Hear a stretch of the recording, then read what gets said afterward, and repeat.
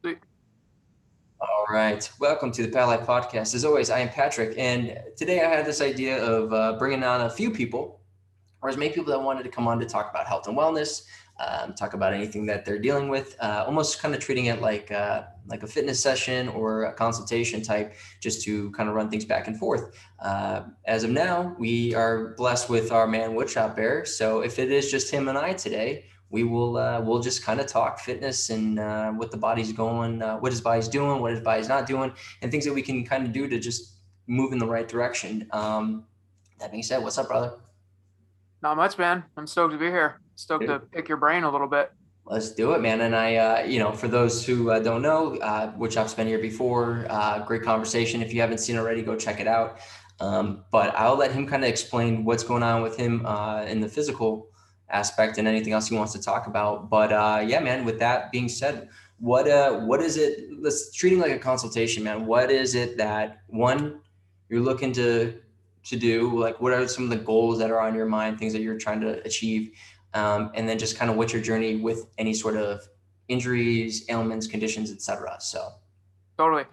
I'm gonna do them in the reverse. I'll give you the background perfect. first, and then where I want to get to. So, I've had a long life. I've had a lot of injuries, even stemming back from when I was a kid. You'd have like a fly off the trampoline and land on your back, and then I fell Mm, off of a ladder. Um, that was like a 1.5 stories up straight onto my back when I was a teenager. I've been in car accidents since I was a teenager. I ended up getting in a pretty bad car accident, and I think just the culmination of just a rough life over the course of, you know, 20 years when that last car accident was. Long story short, I now have 9 bulging and herniated discs. 3 are in my neck, 2 are in my thoracic spine, 4 are in my lumbar spine. The 3 in my neck, all 3 of them are compressing my spinal cord. One of them is completely flattening my spinal cord. mm, I have sciatica down my left leg. Um, I have like I think some muscle atrophy in my arms, which is mm, odd because I'm so active and I'm constantly going. And I have 2 kids, and I worked at a childcare for years, just lugging kids around, wrangling kids. mm. So like I have explosive power, but I can tell my arms are getting small, getting kind of atrophied. I have horrific neck pain, horrific back pain. Mm-hmm. Uh, my chiropractor told me that by all metrics, I shouldn't be able to walk just because Right. there's so much damage done to my back and my spinal cord and everything. But I am walking, and I want to obviously heal as much as I possibly can. So um, this week has been an odd one. It's been like a perfect storm of my neck flaring up and everything. In my neck, my vagus nerve is constantly getting crushed, but this week is like it's like one of those every 3 or 4 year perfect storms. It got crushed. I started having real bad heart palpitations, just this weird feeling in my chest, in my neck, down my arms, in my back, in my shoulders, real bad everywhere. It affects my digestion, my, Mhm. blood pressure, heart rate, balance, everything. So, yeah, I'm stoked that you're doing this because it was a perfect week to do it, man. It's been a long week of kind of reflecting on the last 10 years since my horrific car accident, and given me a lot of motivation this week to push forward and try to get better. Absolutely, man. And I appreciate you sharing. So for those maybe, and what we'll do is we're going back and forth. Try to also explain kind of where I'm coming from too, which is what I don't usually do to the extent that what I might today. But yeah, just people understand what it is that we're doing while also getting some hopeful knowledge along the way. So that Totally. being said, the first thing I will always say, and I've said this to you before, and I will say to other people, is that um, no matter what we do, I am not in the mindset of like I need to heal you. Yeah. Obviously 100% that's going to be on your journey. That's your decision. What I'm going to try to do, and what I'm always trying to do, is go, okay, well, what is it that we can do to put into your field, your frequency, that things are going to make sense? What is going to start to, ultimately allow you to really be back within self and knowing what feels right, and obviously what feels uncomfortable. We're so conditioned, like a lot of us, to be in this uncomfortable state. So finding a comfortable state or what feels right actually feels almost more foreign than anything else. For those, obviously, a lot of people don't know, we've talked obviously offline or off air. One of the things that I always ask people to do is start with the breathing. We did a little bit of that. Have you been doing any more breath work, or just kind of trying to do some breathing on your own, seeing how that feels? What's some of the feedback that you've had with that? Yeah, totally. Especially this week. Because when that vagus nerve, because your vagus nerve, for those that don't know, it's the wandering nerve. It comes down, it connects to every organ in your body. It regulates, your heart rate and your blood pressure and your breathing and your everything in the body is connected to this Yep. nerve. So when mine gets, crushed really hard, I don't know how to explain it. It throws everything off. And one of those things is the breathing. For So sure. yeah, this past week, man, it's odd, man, because I can turn my neck ever so slightly, and then all of a sudden I feel like I can't take a breath for a second.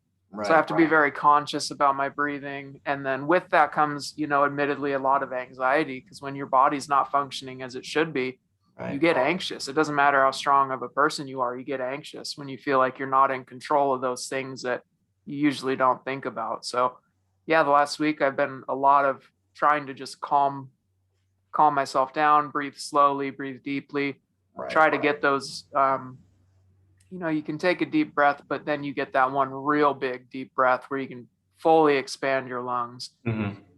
Trying to get those. Yeah. Yeah, man. I'm constantly focusing on the breath because that's the only thing throughout the last 10 years that's actually brought me any relief from any of my symptoms is controlling my breath.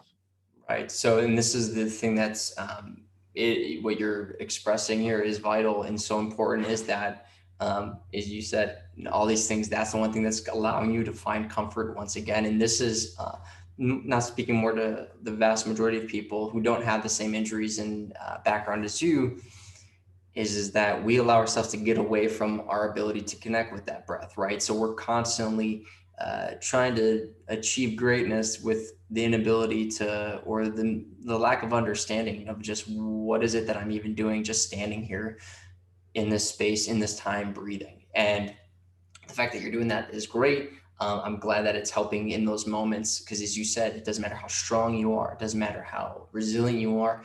If your body's expressing, like you said, a turn and there is a pinching of the nerve, there is 100% going to be that natural response of the body to go, something's wrong. It's obviously communicating with you, and you're aware of this.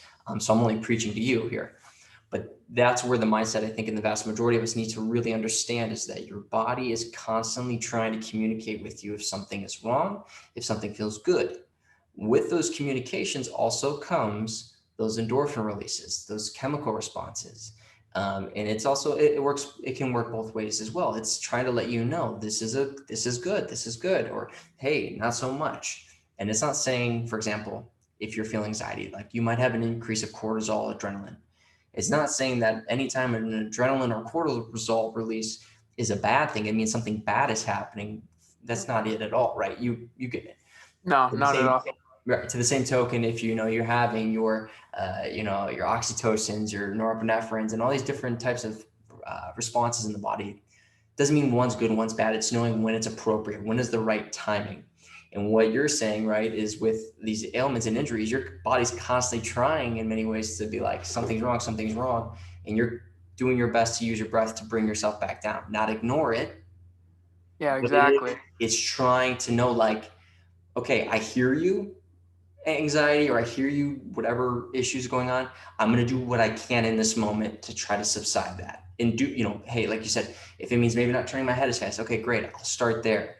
But as you've expressed to me, and if you want to share it with people, you've done chiropractor, you've done the nines. Do you want to just kind of express to people what it is that you've done to actively not ignore, but rather find yourself? Yeah, totally. Yeah. So when I originally had this car accident, I had no idea what was going on with me. I didn't even know I had any injuries. I'm just, not to boast or sound any, to my own horn, but I'm a tough dude. I have a ridiculous pain tolerance. So I had no idea that I had injuries until about 9 months later. is when the headache and the neck pain and everything started to present itself. And even then, I didn't know how bad it was. I went to one chiropractor, said I had some whiplash in my neck, didn't say anything about the discs being bulged or anything, right? Right. So for a couple years, I had no idea how bad my back actually was. So yeah, I did chiropractic, I did regular massage therapy, I did, Chinese cupping on my back, which was the first time I ever had that done, man. I don't know if you've ever had that done. It's wonderful. I love it. I still do it to this day, but they put these cups on your back that kind of help, pull toxins out and relax your muscles. And it looked like someone took a black Sharpie and just drew circles all over my back, colored in, because it was so bad. But I've done that. I've done acupuncture. I've been to a couple physical therapy appointments, which I couldn't even stand it. I just walked out and was like, this is not for me. And that could have just been the person or the place that I was going to. And then I've done my own stretches. I was using an inversion table for a while. Just everything under the sun, man. Yeah, but as you were saying, breath is the only thing that's actually brought me consistent relief, because when you have these injuries like this, it's like a constant IV drip of just cortisol and adrenaline and stuff, because your body's not working as it should be. And it's trying to tell you that. And there's like this low key level of anxiety. And, a good example would be about a week ago, I was in the grocery store, felt fine. I'm walking down the aisle, I'm pushing my cart, I turn my head, and as I come back, I got tunnel vision, my legs turned to jello, and I was gripping for dear life, and I thought I was about to faint. And it's just that one motion of turning my neck and looking back, and in that moment, obviously, I knew that it was that vagus nerve, because I felt like my blood pressure dropped immediately. My heart rate started going. I felt like I couldn't breathe. But I've had this happen enough times that I know what it is. So in that moment, that real quick deposit of cortisol and adrenaline and stuff that gets the heart rate going, where most people would like hyperventilate and start freaking out, I just breathe slowly because I know that it's going to pass. So the breath is paramount to getting through most things. Absolutely, man. And that's the thing here that I think is going to be important as we talk. And I know we've talked out there about this stuff as well, is that the best way with anything that we can do here is going to be going inward and really focusing on what it is that we're experiencing. As you said, if someone doesn't know what that experience is, or they've never felt it, of course, the first thing they're going to do for a majority of people is panic. And what's happening is what is panic? It's when something within yourself or outside of yourself, again, emotionally, mentally, spiritually, it could be a lot of things. It's feeling of an unknown. There's an unknown certainty, right? Like clearly there was a response happening in your body that caused you to get the tunnel vision. But the ability to allow yourself to have that initial reaction, that initial flood of the cortisol, adrenaline, all that stuff, to go, okay, hold on, I got to hold on for dear life, but I know what this is. I have been here before. And this takes me into what I talk about all the time with clients. And what I will continue to talk about is when we need to know how to step into unknowns to make them known. Now, if you're getting into a serious accident, I'm not saying you have to do that, but it is knowing that obviously things are going to come up. Things are going to, present themselves. And I'm not talking about serious injuries. Like those are things that, again, freak accidents, things can happen.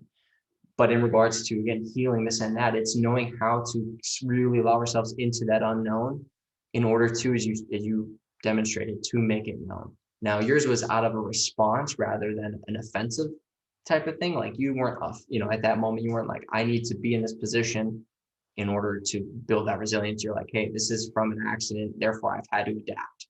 So why I'm going into all of this is because this is paramount. This is the creme de la creme of it all, because we are so disconnected from breath. We are so disconnected from the ground beneath us. As Balderson talks about all the time, it's that salt oil. And then we have the carbon, right?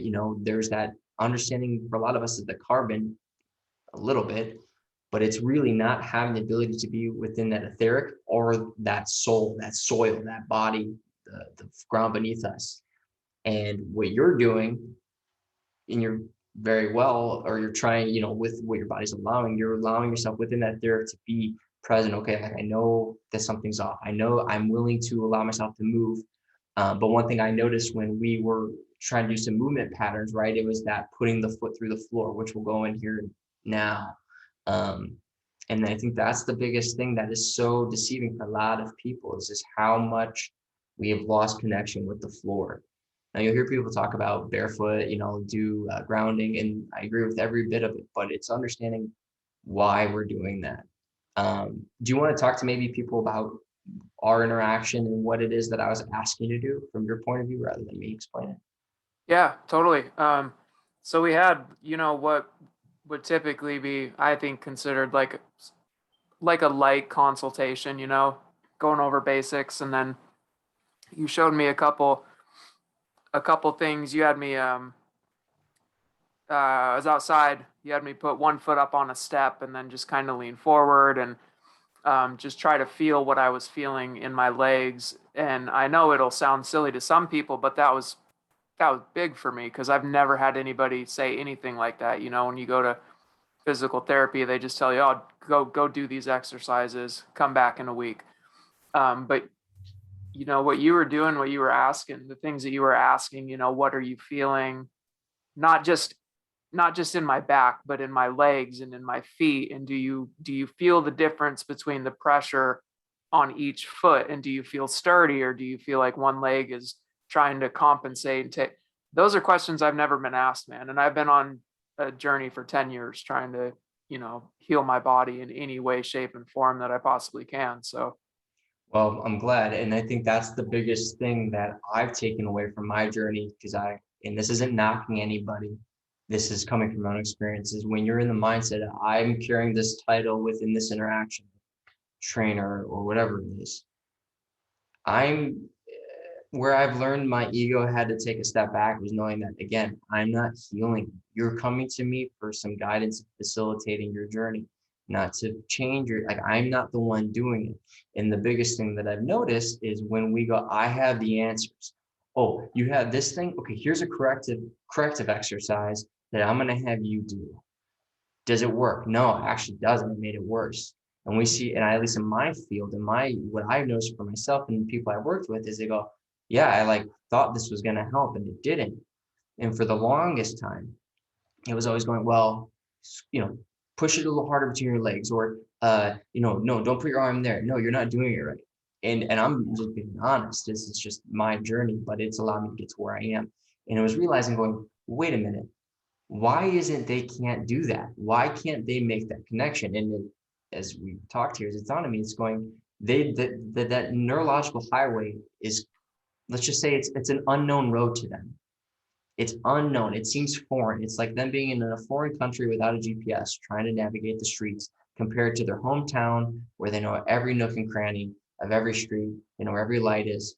So it's now going, okay, this is foreign to you. You're in a foreign land. Now you need to figure it out. Like, just do it.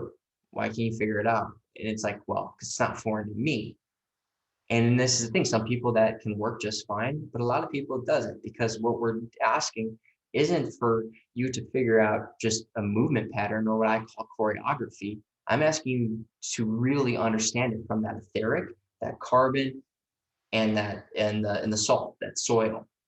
And this is where we fall short. I've noticed a lot of times, if someone else coming on, where we fall short is just that, is that we're not asking the person or the individual who is in their journey to go, hey, what is it that you feel? Where are you?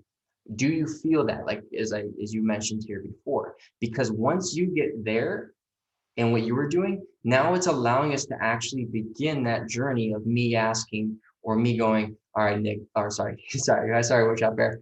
no, you're good, brother. I don't care. Okay, where is it that you feel it? Like, okay, I feel it in this part of my leg. Okay, nice. Now can you feel that surge up that leg? Do you feel that connection? I do feel that surge. Great. So now everything that I'm about to ask you, you've now made that unknown known. And when you don't feel that, or you feel like it's kind of lost itself, now all of a sudden it's going, can you find it again? Can you go back to what you now already know? And this is where a lot of us fall short, is because, as we said earlier, when I don't feel, if I can't find something like a movement pattern, and it's going to a place that my body's been naturally wanting to put that. A lot of people, it's the knees, a lot of people, it's the lower back, a lot of people, it's in the neck and shoulders. When it finds itself resorting back to that place, what immediately happens is panic sets in, the inability to connect, and then the breath goes. People lose that ability to breathe because now they are no longer in control of their own vessel. The panic, the fear, the stress is what now consumes them. So as you were saying, two, starting off simple. It's literally as simple as, can you feel the floor beneath your foot? Yes, I can. Okay, great. What do you feel? That is, as you said, that is as much as it seems foreign to you. When I ask that question, 9 out of 10 times, people who've never worked with me or know what we're getting at, they'll literally just go, and there's just this moment where they're standing in this position, but they're not like, they're just looking up to the sky, like, and I know we know eye placement is showing different things, but they're like going in almost into their imagination or into their etheric to go, what do I feel, rather than into that soil, rather into the salt of the body, going, what do I feel beneath me? Yeah. And this obviously leads into so many other things of what we're experiencing today, but we'll keep it with just this. We have one more person come in, and I don't know if you can hear us. I can't see you, but welcome.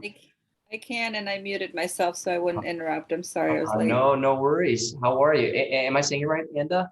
Anda. Anda? Yes. Hi, how are you? I am Pat. How are you?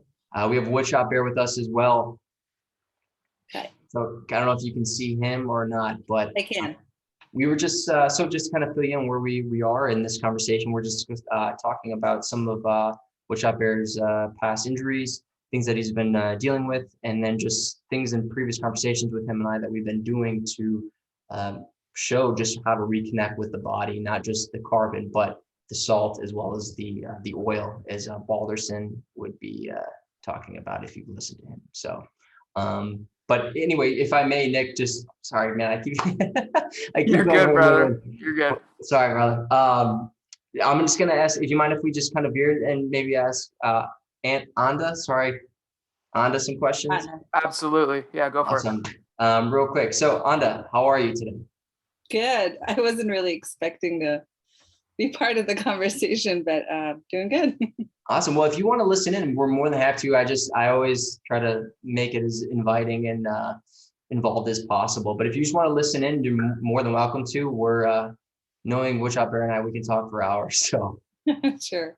Awesome. Well, cool. So just to kind of, if you want, we'll go back to kind of what we were going with, and then if you feel the need to chime in or ask questions, please don't hesitate. Perfect. Awesome. All right, Woodshop Bear. With what we were talking about, what is it that you experienced? I know there's something specific that you felt when you were doing that. What was it? If you want to maybe kind of go more into what you were feeling during and then as well after. During the step exercise that we did? Mm-hmm. Yeah, there was a lot of things that I experienced. I have really bad sciatica down my left leg from those low back injuries.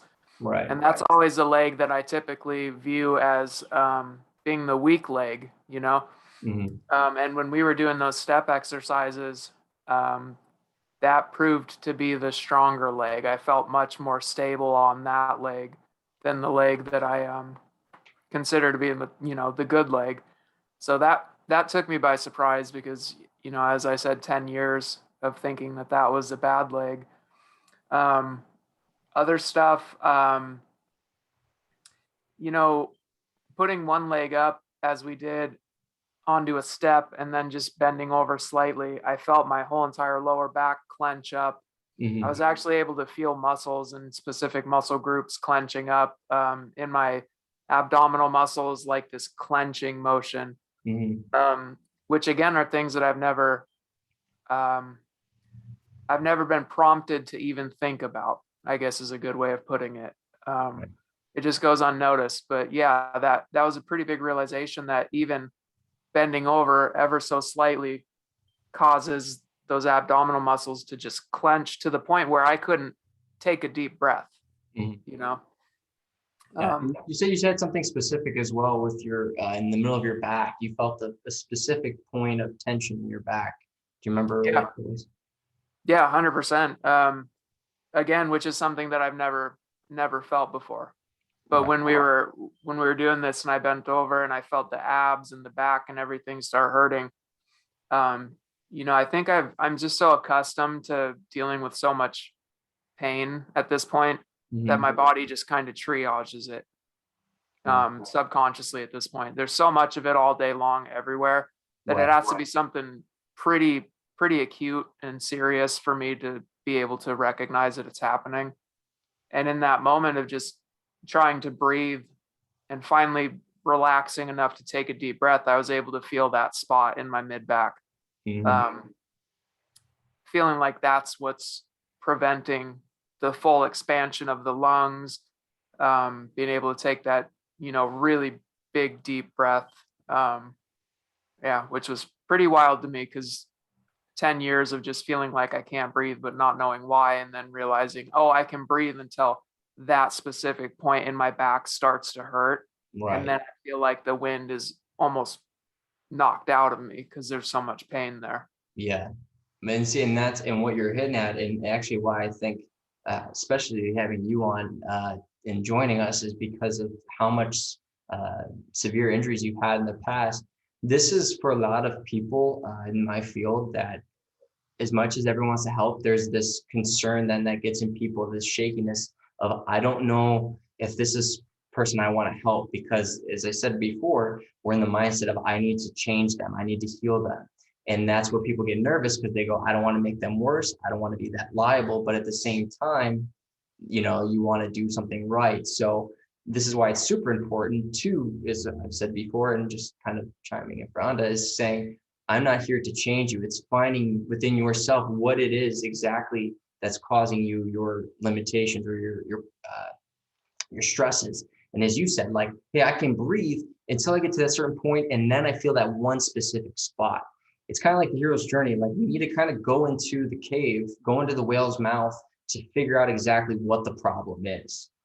And when we're dealing with yourself and many of us today, specifically, of how many ailments that are just underlying, that are just lingering, and we're completely just not everyone, but a lot of us are disregarding them or trying to mask them with, pharmaceuticals or whatever else. What's happening is we're ignoring basically like a cry for help.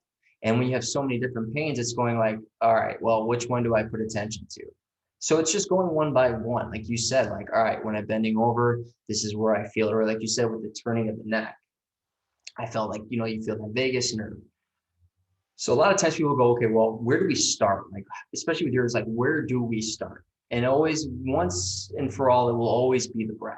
It's going, because that is our home base. That will always be our home base of knowing when we're under stress, we feel that cortisol, we feel anxiety, whatever. We have to know that we can pull ourselves back. It's not going to be me. It's not going to be anyone else. It's going to be you as the individual going, I have to bring myself back to calm. Once we can start understanding that, we start always slow. Now, some people with even sports backgrounds, and I've seen this more often than I even realized it was a problem, was going, most of the people that had these problems are the ones that were athletes, where they would have all these ailments and there's such a disconnect with their body. And I was like, how is that possible? Like, you're such a, like, your sports, but again, certain roads that we take that are very normal neurological roads, guess what? That they're strong, but you move them in a different direction, they turn themselves that they're not used to. Now all of a sudden you're stepping into like them traveling in like a random street in France. Like, they're not going to know where they're going. But there's a lot of those people in the mindset of going, I know what I'm doing, I'm a D1 athlete, or I'm this, I'm that. And this is where we have to, part of the deprogramming. And this is why going slow, always starting with the breath is the way to go, because you're bringing someone back to go, okay, can you do this? Okay, if you can do this, we can build off of that. When we get to a point where you're losing it, or you're panicking, or we're unable to sustain what we're doing, okay, let's now go back to the breath. Because this is how, athlete or not, this is how we find resilience. And we can show this with HRV. We can show this with, performers and fighters and people who actually are utilizing this. They can explain this, they can express this. But the problem is we're not all of us are in that position. We're the everyday people that are still having to move things around, having children, having lives where we're having to be, in constant motion. And the fact of the matter is we can't have a trainer with us 24/7 or having somebody watching our meals every day. So we have to do it most of the time. So it's going, okay, well, how do we make what the best of the best, the elite are getting? How do we make that to the everyday person? So it's breaking it simple. Now, as I said, we go into the breath. The second thing is just, as I said to you, is going into knowing, okay, where's my salt? I'll just call it the salt or the body. Do I know where my body is? And this is where I do with clients, not always, but when they feel like they're getting away from themselves, then I will bring this in. I go, okay, do you feel the floor beneath your feet?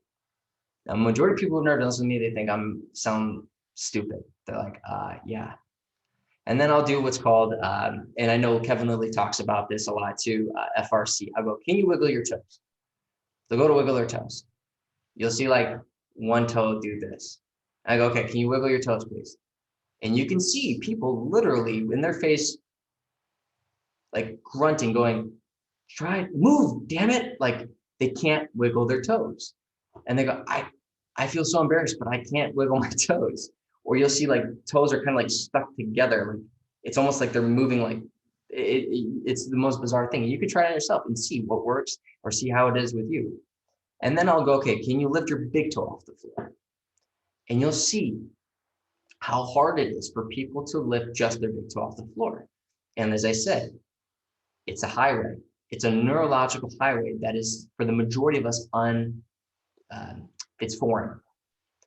And when we understand like your back, that we can't just stay in your back and your spine, we have to look at the whole body, because what is happening is that neurological highway, which is in our, what's called our fascia, that surrounds the muscle. You probably heard of fascia. Anda, I don't know if you know. Okay. So I don't know what your background is. So if you're into this and you know what I'm talking about, like I said, please feel free to chime in. But that fascia is that neurological highway. That's what's causing that ceasing or that contraction or the relaxation of that muscle. It's working with what the actual muscle itself is doing. When we're dehydrated, it creates a little more tension on that muscle. When we're stressed and we're fearful or whatever's going through our mind, it's creating that restriction. That's what we're feeling when we feel like tight muscles. It's doing that for a reason. It's, again, it could be dehydration. It could be obviously muscle soreness. So it's trying to repair. So it doesn't want to create too much length too fast because your body's trying to repair itself. Or because of traumas, it's going, hey, when you get to a certain range of motion, this is why we talk a lot about range of motion, that fascia has that memory, it's neurological, as well as the salts within, the body. They go, hey, we have a memory, so we need to start to create more of that pressure. We need to tighten them. So that's like you said with your back, like you hit a certain point, you feel that tension. That's that memory in the fascia going, seize his ass up, man. We don't want to go past this, because the last time we did this or got close to this, this is where injury happened, or the idea of that. So does that make sense real quick? I know I'm kind of ranting. No, yeah, 100%. So when we look at it that way, we know that neurological, that's coming a lot from that neurological aspect. This is why, as I said, the breath is super important, because the breath will actually help bring that stress level down. It actually will help relax that fascia. It will allow the space to occur. Now, people might think like, well, that can make it worse. Not really. Again, your body's trying to protect you. If you're moving slowly in ranges, you can find where you're going to hit that end range. Oh, okay, it's tight. And doing your best to breathe through it. Or if it's too much, you come back a little bit, where you're like, oh, I don't really feel it as much. Okay, well, we're tethering on your end range. It's what we call an end range. So it's important to find that. And the reason why I go into so much emphasis is because we want it to either be all or nothing. Like I'll see people be like, oh, I want to go into 100 lunges. I want to do 100 push-ups. I want to do all this stuff. And they don't know just that connection with that position, what their then body is doing under the stress of it. So with your foot, and what we were doing is we were now putting all that attention to the neurological signal from the foot. It appears from our conversation and just your issues that there's a lack of connection with that you pushing through the floor, Because when we did that, you said yourself, you felt a huge difference. It felt strange, or what was it that, would you describe it as? Um, yeah, I'd never thought about it like that before. The difference between just standing on my feet and actually trying to push through the floor. Okay. Um, Yeah. and then, I've been doing that since then. I've been cognizant of how I'm walking and how I'm holding my body up on my feet. And it makes a difference, man. It hasn't solved any problems yet, but it makes me more aware of what I'm doing, Yeah. which is going to push me in the right direction. It's going to, change the trajectory of my healing. Because I think I told you, I never realized how light on my feet I was trying to be, which is Okay. ironic because I'm 6'4", 230 pounds, a mountain of a man, but I'm trying to like I'm walking on eggshells, not intentionally, and I don't know why I was doing it, but So, and that's what's so fascinating is just that is, and I've heard this so many times. This is why I was in the mindset of trying to bring multiple people on, because a lot of people were asking similar questions. So I wanted to try to be able to tackle as much as I can. And that's one of the big things I get all the time is people saying, I wasn't aware of how light I was on my feet, or wow, I didn't realize how much tension I was putting into my knees. And this is one of those things, we see a lot of people lock their knees out nowadays when they stand. Now, it could have happened before. I can't speak on before I was born. But the point I'm getting at is, why are we locking our knees out? And as you were saying, I noticed when you were standing and I was just kind of assessing how you move, how you stand, how you breathe, was that locking in the knees. And what our body's essentially doing is it's looking for support. It's looking for the chance to hold itself up. Because every single one of us, to some degree or another, has to be standing. Everyone has to be walking or moving through our everyday life. Even though a lot of us sit at desks all day, not you, but a lot of us are sitting down a lot of the times. We're not making that active engagement with the floor. What starts to happen is we lose, as you said, that awareness of the floor. Not that we're connecting with the floor, because we're always obviously creating connection, minus the shoes getting in the way. But what ends up happening is that awareness, that ability to know that, hey, this is what I'm feeling when I connect. As you were saying, like, hey, man, I felt I was light on my toes. It's going, wow. Well, first question for a lot of people is why. And as you said, hey, you have injuries, you have issues that haven't been addressed, whatever they may be. And a lot of times our body's always trying to protect itself, especially with that light connection. However, when you actually break it down even further, you realize the more I actually push into the floor, the more I connect with the floor, that actually relieves a lot of the tension. One of the biggest examples that I see that when in regards to muscles is when people will say, I have tight hamstrings. They'll stretch their hamstrings out, they'll stretch their hamstrings out. 99% of the time, it's not a stretch. You don't need to stretch them. You need to actually create tension. What's already happening, and I know I'm getting all over the place here, is that when a lot of people say I have tight hamstrings, what they're saying is they feel the tension, they feel that fascia creating restriction. So they go to bend down, they go, oh, I can't do it. And the first thing they'll do, and I always watch, is they lock their knees out. Every single person locks the knees out. So what that's telling me, obviously, from standing up all the time as well, or sitting all the time, I go, okay, there's the lack of strength there. And then when they go, oh, they feel super tight. Okay, do you try to stretch them? Yeah, I try to stretch them all the time. It doesn't work. Okay, well, then that's not the thing you need to be doing. So what we actually will do a lot of times is we work on creating strength. We do flexion of that knee to create strength through that. And because all it's saying, now speaking structurally, and if I'm confusing anyone, please stop me. I will slow down. Is that when you look at the body, right? And you see, how people have that butt wink, nowadays everyone shows off their butt wink where their lower back is completely arched. You know what I'm talking about? Well, what's happening is if you look at the hips themselves, those hips are pouring forward. Yeah. So, right. So when you see that forward pour, what is happening? You're creating naturally now talking about the muscles, a shortened quad, your quadriceps, which is on the front of your legs, a shortened. So they're already in that contraction and actually the lengthening of those hamstrings. So when you see that butt wink that we see all the time, what we're experiencing more often than not now is just that. We're getting a lot of people with lengthened hamstrings and you're trying to stretch it. You're trying to create more. So the thing is not listening to our body, not being in our body. And okay, what is it that I'm doing? What feels good? And I go into all that because people can say, well, I don't have the background you do, so how am I supposed to know? It's like, but you do know. It's listening. It's paying attention to your body, yourself. If it doesn't feel good, that is your body telling you something is wrong.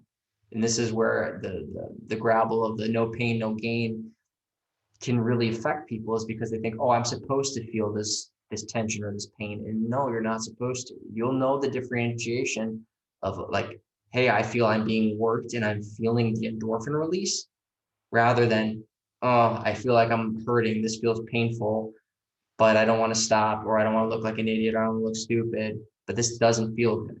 If there, you'll know the difference. Your body will go, yes, more of this, or no, stop that.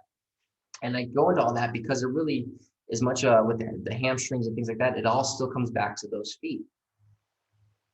It's that connecting with the floor. If we're not putting pressure through the floor, what ends up happening is that go up the system. The ankles start to stiffen up. You start to see tension in those kneecaps, and the joints that are supposed to be stable are basically creating more tension. And then you see it right up, and then it gets into the lower back, and then it gets up into the neck and shoulders, and then vice versa. So I always start with the feet, because the hands and the feet, you work with your hands all day. So you specifically, you know what your hands are doing. You have such a, I mean, being an artist as well, you know what's going on. If your wrist feels a little off, something feels tight, I can imagine you're connected there. Correct me if I'm wrong. Yeah, 100%. Yeah. So that awareness, I'm not going to start with. Not that we won't work with it and then work our way through the elbow, through the shoulder, through the neck, but it's going, okay, well, let's look to the feet then. Because once we go from there, unless I'm having you lay on your back, which right now that seems to be challenging, and I'm not going to put you in that position to do that. We have to work with positions that feel comfortable. So I need to know your hands and your feet. You have awareness of those. So going back to what I said with the moving of the toes, I always challenge everyone, stand up, stand tall, try not to lock your knees out, and just first feel the floor beneath your feet. When you can do that, pay attention. Do I feel my weight on the outside of the foot? Do I feel more back on my heels? Do I feel like on my tippy toes? Do I feel my toes? And just, it might take a couple of minutes. It might take 2 minutes. It might take 10 minutes. If you can't feel it, don't kid yourself. Don't try to fool yourself. Really try to find that connection, because what you're really doing is you're reconnecting those neurological highways. You're literally reconnecting yourself with self. And that's the most important thing. And when you can start doing that, you can build from it. Okay, can I move my toes? Do I feel like I can't move one toe? Well, then the first natural question should be why? Just, or something in that regard. Hey, it seems strange that I can't move this. Why? And then what I usually will do with people, and I would do this for you, Nick, and if you want to do it as well, just try to put yourself in a position where you can, or have your wife or whatever, just kind of hold you rest your toes down so you can try to move just one toe, or you can do it yourself, bend over and try to do it, whatever feels comfortable. Start to make those neurological highways, because once you can start doing that, all those PT exercises and the things that are correctives or whatever, none of that really matters, because if we can't make those connections from our hands and feet, then this highway that's happening, there's already going to be a disconnect from one side to the other. And we'll say, oh, well, I'm just doing an upper body workout. Well, there is no such thing as just an upper body workout. And this is where I know I'm jumping around, but this is where the deception of our society is going. There's never such a thing of doing an isolated movement. You're having to do multiple things. The rest of your body is working with that isolated movement to support it. But what it's doing is really what we're saying is can you isolate your attention? Yeah. And this is where, I know I'm not necessarily going to do these exercises. This is going to be the saving grace, because there is none. Everyone's different. But what I've taught my clients, and what I will continue to teach, is the key. And this is from my experience. And if I'm wrong, someone can explain it to me, is that you need to know the 3 tensions. You need to know what your intention is of what you're doing, where the attention is, as well as the physical tension. It's those 3 tensions. If you can do that, you will always be able to move through space and time in control of yourself, in the ability, and I'm making a claim because I've seen it so many times at this point. that it is foolproof, because all it's doing is you putting yourself back into your body, knowing what your limitations are, and then knowing when you can push it or you need to pull it back. So what do I mean? If I have you, it's going back to you stepping up on the stair, and I say, okay, what's the intention of what we're doing here? What are we intending to do? My intention, or our intention, is to say, can I make that awareness with my foot? Can I feel myself putting weight to that foot? I'm intending to put weight into that foot. Can I do that? Okay, I feel my weight in that foot, right? That immediately will put us then into, okay, where's our attention? Is our attention, because again, this is where it can get all over the place. Your attention can be somewhere completely different. Like, oh, I have to get into the shop. I have to get this going while I'm having you over your foot. Can we get your attention to the foot? Okay, now, can we get even more specific? Where in the foot? Okay, I have my attention in right on the ball of my foot. And by doing that, you might all of a sudden feel that surge up into your back and go, whoa, what the fuck was that? You know, sorry, my language. What was that? And then I go, okay, can you put yourself off of that tension? Okay, do you still feel your back? No, not as much. Lean forward. Whoa, okay. So now you can get that specific of knowing when I put, and I'm making this up, I don't know this to be for you specifically, but I've seen with people go, when I move forward just a little bit, that's when I feel pain in my shoulder. I've gotten that one before. And this is them pushing through the foot. No different than what I had you doing. And you weren't in a deep lunge. You weren't doing anything really on paper or in a workout video to seem strenuous, but it's just that ability to put that attention going, yeah, when I push through that foot, that right foot hit the ball of the foot, that's when I felt it in my back, or that's when I felt it surge up into my hip joint. Okay, cool. We know that much more what's going on in that foot specifically. Because then, as you said before, when it was just you and I talking, when you had yourself in the grocery store and you turned your head and came back and you knew what that was, even though it was like, oh, I'm going to feel a tunnel vision. What it's teaching people to do is allow them to do just that. Maybe not to the extremeness that you had, but they can go, I know when I go on my foot, that surge in my back, this is what's there. There's a connection with my foot in the ball of it specifically. Therefore, I'm okay. I know what's happening in my body. I know what these surges are, these responses are. Because that's as you're doing very well with your own issues or your own signals from the body. It's just being able to connect with self. Because when you can do that, that's when people can breathe through it. That's when we can actually allow the fascia to relax. That's when we can allow, as I said, the third point, our ability to put more tension into what we're doing. Hey, right here feels comfortable. Okay, is your foot planted? Yeah, great. Does it feel in your back? Not necessarily. Now just push into it a little bit more. If you're like, hey man, this feels good. I actually feel my leg feeling the burn or whatever we want to call it, or I feel control. Now what you're doing is you're building strength again. You're building stability. You're building all the things that we're always constantly working on to feel better.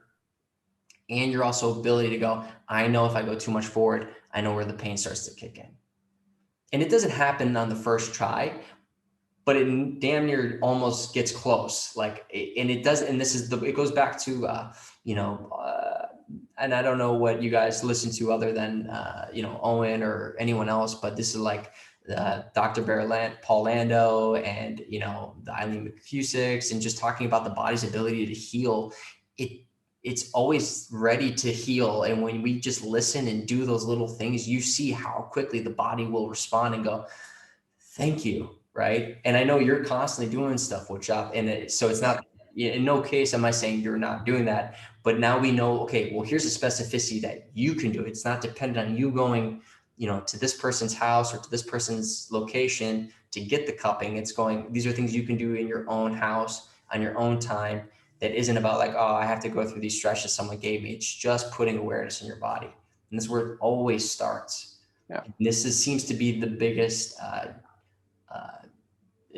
disassociation of maybe that's not the right word, but the inability to connect with people's goals as they go, well, I don't even know what I'm doing. I don't even know what my breath feels like.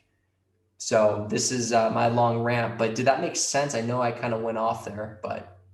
Yeah, no, 100%. And just as a testament to what you're saying about breath and connecting with, because you're spot on. Like I literally just today I told my wife, last night I was trying to draw, illustrating some more coloring books, right? And I'm like, I can't hold my pencil right. something feels off. And then this morning I'm sitting there eating breakfast and I'm like, something's very off because I can't, like, I'm not holding my fork correctly, you know? And then I told my wife, oh yeah, something must be going on in the shoulder and my arm or something, because when I go to open my hands, these two fingers are not wanting to open like the other ones are. Right. These are kind of curled up. So that tells me that somewhere in my arm, something is tight, something's constricted right now, because I can still move them. It's just taking more effort to move them, right? Right. And if I didn't have such a keen awareness of what's going on with my fingers and my hands, Mhm. then I probably wouldn't know what to think. You know, you'd probably immediately spiral into anxiety and think that something's very wrong. I know enough to know that it's probably something in my shoulder. It could be a nerve pinched up there. It could be a muscle that's locked up, some trigger point or something. Right. But what you were talking about the feet as well, you know, it was almost instant for me, because that night, I think it was that night, maybe it was the next day. It was the next day. I was out there watering my garden and I was walking around and I was actually trying to push through the floor and feel what my feet were doing instead of just, you know, unknowingly tiptoeing around like I apparently do and have done for 30 years. Um, but it allowed me to, the best way I can describe it is I never realized how almost every muscle in my body, while I'm standing up trying to hold my body up, I never realized how every muscle is so clenched up, because I do have such instability in my neck, down my back, you know, nothing is as it should. So my body is constantly clenched up, trying to provide that support that my spinal column should support or should provide, but it doesn't. Right. And just pushing through the floor allowed those muscles to relax. And then I was able to pinpoint for the first time in as long as I can remember, oh, I feel a sharp pain in my neck here. And then in my mid back, I feel this. And then I can feel tightness maybe on the lower left side of my lumbar spine. Those are all things that I don't typically feel because everything is locked up. And just that one action of pushing through the floor and trying to feel what I'm feeling underneath my feet allowed all those other muscles to relax. Yeah, See, so what you're saying is spot on. You know, we haven't worked together very much at all, but even just that one thing was pretty life changing. So well, and this is the beautiful thing about that is that, as I said earlier, it's one of those things that I kind of look back and I go, why didn't I think of this before? Why didn't anyone teach us this type of focus? And in no way am I doing anything that hasn't been done before. Nothing I'm saying here is profound in the sense of when you really connect with body.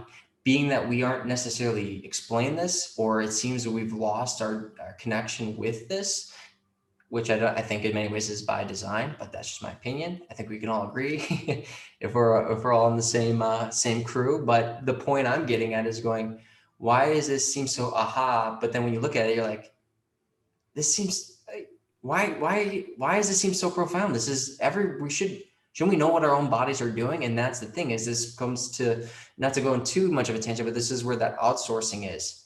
This is where it's like, well, let me find it somewhere out here. And there's nothing wrong with that. If it's giving you something like this, like it's providing you something with going, well, I have the answer. No. The answer is going to always be within you. Now let's help you find it. That's all this really ever becomes. And I can give you, and this is how I say it. I'm not changing anyone. I'm not healing anyone. I'm just facilitating. That's all I'm really doing. And that's what we're all doing to some capacity or another in someone else's journey. And you know what I mean? So with what you're feeling and what we've been talking about, I know you're still feeling pains, like, and this is where people might get nervous and they go, hey, does it feel better? No, I mean, in some ways, yes, but it's still very painful. People will get, in my position, will get timid and go, oh my God, I'm hurting them. In reality, it's not listening and going, no, he just said he was able to pinpoint where his pain is. Have you been able to do that before? No, I haven't. Or I feel it in my knee. Okay, well, where in your knee? You have multiple parts of your knee. Is it on the inside? Is it on the outside? Is it on the front of it? Is it in the back of your knee? You know what I mean? So this is that type of specificity, because as I said earlier, but I'll just kind of repeat here is when you can continue to do that, we can start now tackling one after the other. And it takes time. This is the thing that's hard for people. We're such a society where, not you guys, I'm assuming, where it's like, give me now, now, now. We know there's a patience, that things take time. The journey is never easy. If it is, then maybe it's not the right journey. Maybe we're not on the journey that is calling us per se, but it's going, okay, well, what is it that I can do? Okay, well, one, I need to be patient. And this is why I've been talking about patience a lot. It's because you have to really sit with yourself. And now you've been doing this for 10 plus years, but now with you figuring these parts out, just knowing, and I know you do, but just being patient with it, because when you find that patience, you're not looking at the body as this stuff. Oh man, this thing never wants to do what I want, piece of shit. You know what I mean? Because it's like stupid body. It's knowing like, hey, your body's communicating. You're finally listening, or you're listening more than ever, maybe. Now it's going, okay, well, now that we're on the same page, I hear you. Let's talk. Where is the problem? Okay, cool. Man, I'm still feeling the pain. Okay, hey, it's cool. We'll figure it out. And it seems so silly, but just look, and I know I'm just kind of talking on a grander scale here. Look at how many people, and ask yourself, have you ever looked at yourself in that way where you're like, fucking idiot, or piece of this or that, or you're so stupid, or gosh, why does my body look this way? Why do I have this? Why do I have that? And I can speak for myself. I'll start. I've done it. I'm aware that I've done it. It's then asking, well, why are we doing that? Why are we literally talking to ourselves as like it's another person? And this might not, for some people, make sense, but when you really look at this disconnect that's happening, this separation of self that is within all of us, and I'll get a little bit more into it here in a sec, you start to realize literally you're communicating with other parts of your ego. You're communicating with your spiritual side. As I said, there's many parts of us, and there's that communication that's occurring.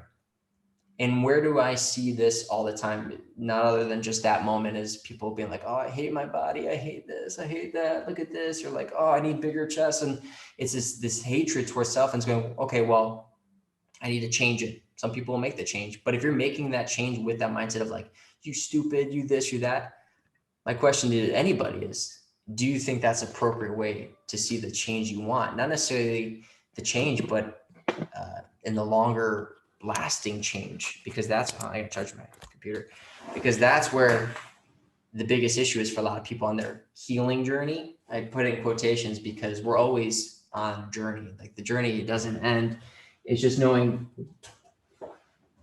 that when you start to connect with self in a way where you can be on that journey, like you said, like, boom, I know that sensation. I know that feeling. I'm going to work with my body. We're cool. Okay. Got it. Let's talk. What's going on? Oh, you're giving me a signal here. Cool. Well, yeah. Okay. Now, hey, I appreciate you telling me. And it seems so, and I keep saying this, and I'm repeating myself, but it sounds silly, but when you can do that, see how fast things start to feel better. See how things start to, I don't say heal, but feel less, again, painful. You'd be surprised. Anything you want to add before I keep ranting? No, yeah, I think you're spot on. I think that I've seen that obviously in a lot of people as well, and I have a different perspective on it because for 10 plus years now, I find it odd when people have that mentality of like, oh, I wish my body were this way or that way, over what I would say are superficial things, because I'm like over in the corner like, oh, I wish mine just kind of worked, like in any capacity as it should. Right. But yeah, you're spot on, man. It's a journey. You're never going to be healed because you're always doing damage to your body as well. It's endless. It's an endless cycle. So absolutely. So yeah, man. Well, then let's, if you're cool with it, people might want to be like, okay, well, can you give us stuff to do? And there's stuff to do. I can definitely give stuff, but as I said, you have to go with these things in mind. You have to go with this type of intention, this type of mindset of knowing that your body's communicating with you, your body's constantly trying to protect you, that it's not just the carbon or the material, it is the etheric, it is the mind as well, working with the true body, which is the salt, the soil, the connection with the floor beneath us. It's again, working alongside the ego, the alter ego, working alongside obviously the higher self within us. That is the thing that a lot of us see and experience when we do something that we never thought we can do before. That's the higher self that is actually speaking within us. And whenever we go, at least when I've experienced with people going like, I didn't know I can do that. I hear people say, I still hear people say, they go, I didn't think I can do that. How did I do that? And the first thing is not to sound cheesy, but I'm like, you always could do it. It was always within you. It was never, there's no question about it. And this sometimes is as simple as I've had older clients that were 70s, 80s who go, I want to be able to get up from the chair without being in pain. Like you're kind of with even yourself with your back. And just, I had a client that her goal was, I want to be able to get off the floor. I want to be able to get into a standing position off the floor. I saw her 3 times a week just to do that. And we did it. And this isn't an attest to me per se, it's a test to these things we talked about, and then her taking the helm of, taking the wheel of the ship and going, I'm going to do this. And what's cool about it is it's such an energetic thing that's happening as well, because it's somebody or all of us connecting again with self in such a way of the things we constantly talk about, emotions like confidence and, I don't want to say pride, because pride obviously can have its sin, but just proud that you've been able to do something that you set your mind to, right? That you see people get emotional about it. They go, wow, this is insane. And knowing that the whole time the answer is within you. So I want to be able to just give people that mindset, know that you will be able to do it. It's going to take time for some people. Some things will be easier than others. But with that being said, when you actually go into doing the physicalities, I'm not saying it's easier, but it definitely helps support and motivate that journey that much more. So that being said, man, have you done anything else movement related to other than just trying to put connection with the floor? Have you done anything? I know you're trying to take it easy this week being so crazy, but anything like that? Yeah, not too much. I do try to do stretches and whatnot, just to help relieve some of the tension, but nothing beyond that so far. Okay. No. Let me ask you this. What kind of stretches are you doing? I carry, like, I would say probably 90% of my stress and tension and emotional baggage, in my shoulders and in my neck and stuff. So I get horrific headaches. And those SCMs right there get so tight. I think that's what puts a lot of pressure on the vagus nerve as well. There's a legitimate crushing happening up in the spinal area, but it gets tight there. So I'm constantly pinning the SCMs or the upper traps or something, trying to stretch those out, provide myself a little bit of relief that way. Right. And then stretching in bed, it's a weird life that I live because I am so hyper productive and I get so much done, but it's like I wake up in the morning and it takes me 30 minutes in bed of just stretching and rolling around because I wake up in such horrific pain. My low back is screaming and stuff. So in the morning, I'll do stretches in bed, just kind of try to sprawl out, leg over, see if I can adjust my lower back. Okay. Yeah. So, yeah, I mean, there's obviously many things that we can talk about. I know like Dr. Jennifer Daniels and even Tom Cowens and all those people will talk about changing your bed and doing all those things, and all very I agree with. And I think at some point maybe something to look at, again, just putting attention, seeing what needs to change in that regard, but obviously knowing that that's not the solution. So have you ever thought about actually putting something heavy in your hands and just standing there and make that your stretch? Just standing upright. Just standing up, yeah, and just holding something heavy in your hands. I've never thought about it, but I feel like I do that frequently. Not like a weight or something, but that's one of the things that I actually have thought about a lot. Especially like having children, man. Like you have one child in your arm and you're holding that kid up. So And then I'm talking about just like a farmer's carry, because you're moving stuff all the time. And this is something, again, I will do stuff as well where I'll move through my joint. I'll breathe into different ranges of motion, not knocking it by any means. But the thing is that when we go into certain things with the minds of like stretching, rather than breathing into creating length, which you may be doing. The problem is that a lot of times, again, if it's tight, it's telling me something. There's a reason there's a tension there. Yeah. And usually tension is lack of stability. There's a lack of strength either in that area or the surrounding area. One of the things I will do with people that hold tension here, myself included, when I feel tension, a lot of things I do is I'll try to put two heavy things in my hands like a farmer's walk, just holding them at my sides. What's happening when I'm in a farmer's walk, especially in the shoulders? Yeah. When I do that, that's when I feel like, and it could just be my issue with my neck and stuff, but that's when I feel like I get very unstable. Okay. When I don't have my hands there to kind of compensate and, subconsciously move around me when they're just being pulled down and Yeah. it's all resting on that spine. That's when I get real unstable. So it's finding, again, even though I know you're having to move things in your everyday life, and I would venture to say, go to something that's that is going to give you that signal. It's that, as you said, if it's a signal of self going, this is where the instability is. Well, that's a sign that at least I would venture to go explore where that instability is.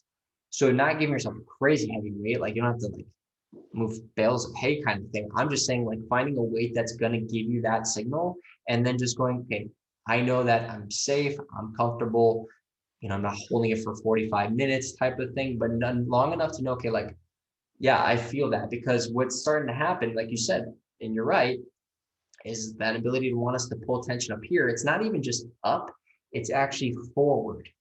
Oh yeah, man. Right. Yeah, my shoulders are super rolled. Right. So, and what's happening is we said, okay, well, if I'm relying on this to hold my, as you said, this is where I hold my attention, right? This is where I'm trying to move through space and time and keep things stable. This is where for a lot of people, their stability is trying to come from.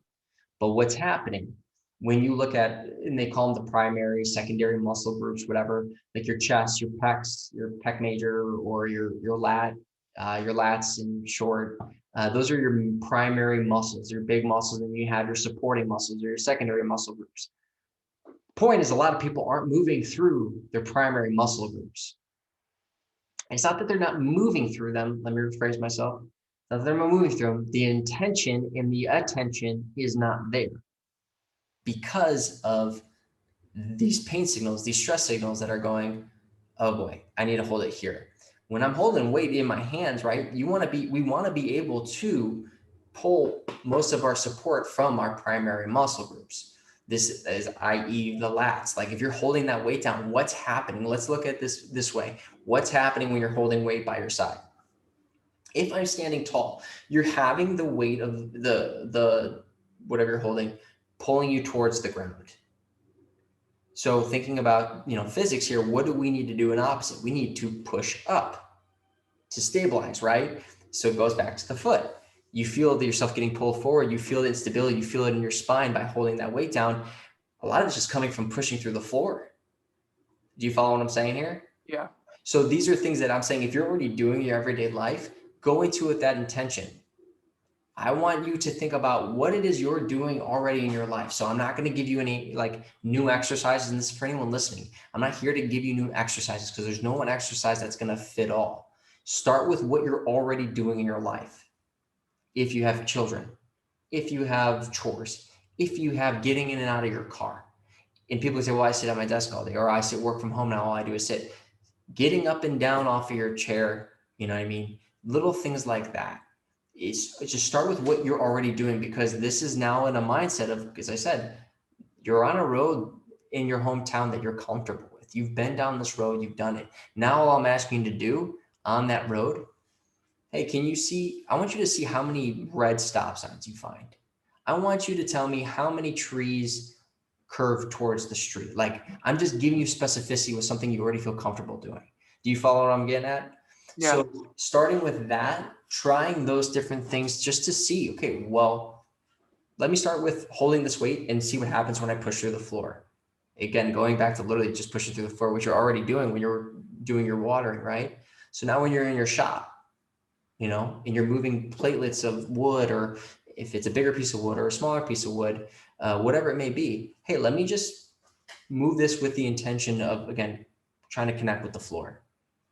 starting these small things, because what you'll start to see is that you'll start to naturally feel changes. Wow, that feels different, right? As you already experienced. And then you can start to go like, all right, let me hold that, say I'm holding wood in my side here. Like I got wood here and I'm holding it along my side. Let me just hold it and allow myself to just drop my shoulder just a little bit. If it's not too heavy, right? Let me see what does that feel like? Okay, wow, let me pull my shoulder up. You know what I mean? And when you start doing these types of small things, again, you're already in a position where you know that you can do it. Now it's a matter of just navigating and guiding it with that intention that we're looking for. Does that make sense? Yeah, 100%. Yeah. Okay, and now let me ask one more question.